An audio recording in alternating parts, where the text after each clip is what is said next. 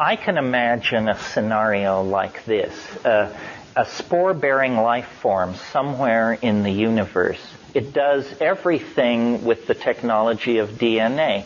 And you see, these spores actually can survive in the environment of outer space. I mean, that's what they love. If you store spores, you store them at 220 degrees below zero in liquid nitrogen. You store them in an outer space-like environment. Well, you can imagine a spore drifting in here, inculcating itself into the environment, and then carrying out a complete survey. And then, isn't it strange that these mushrooms were right in our paths as we left the trees and descended onto the African grassland? My book, Food of the Gods, I argued that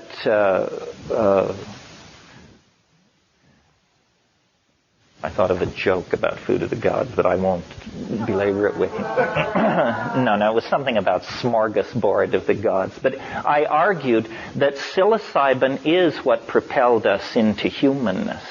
But I didn't discuss the potential alien origin of the mushroom itself. I just said there is an X factor in human history. Something caused the human brain size to double in about 1 million years. No straight anthropologist or evolutionary primatologist has a clue as to what it was. And I think that psilocybin is like an enzyme for cognitive activity, and that it coaxed out of us language, theater, art, religion, poetry, all of these things, and it created a kind of partnership paradise, a role-appropriate, sexually balanced, gender-honoring, child-sensitive, nature-sensitive civilization. And that all fell to pieces about 15,000 years ago. And we have been on, a death march into hell ever since. As soon as you get agriculture, you get surplus. That gives you haves and have-nots, and the need to beat out the brains of people who are not in your social group because they're trying to get at your grain storage. Agriculture means the end of nomadism. It means sedentary populations. It means cities.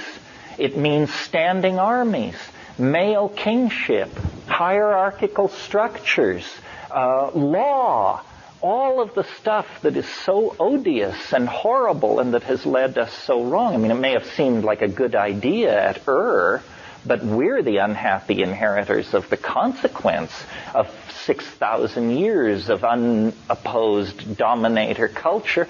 And what have we got?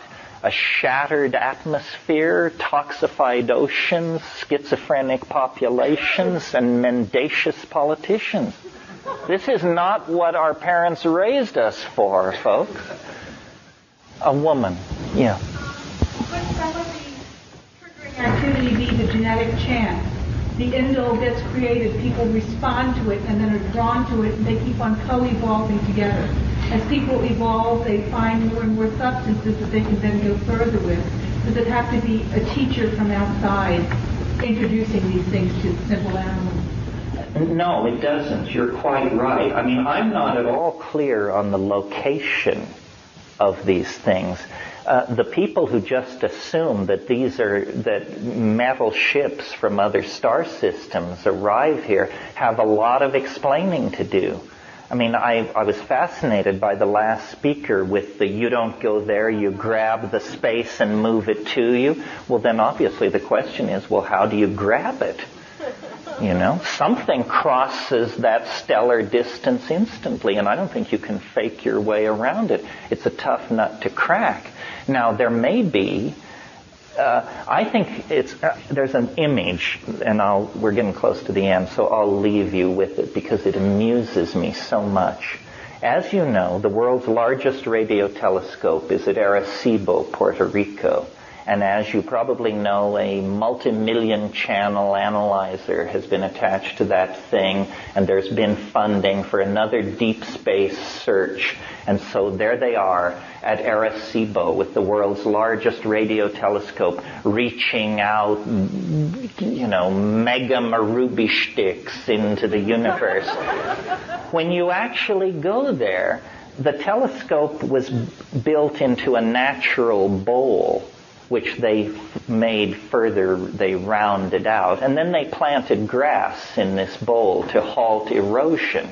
Well, then to keep the grass from getting out of hand, they brought in white cows to crop the grass. So there in the grass, beneath the world's largest radio telescope engaged in searching for extraterrestrial life, is the mushroom in great profusion. If you wanted it, that's where you'd go and get it. And that is the perfect symbol for how we search for extraterrestrial life. It's at your feet, my friends. Thank you very, very much.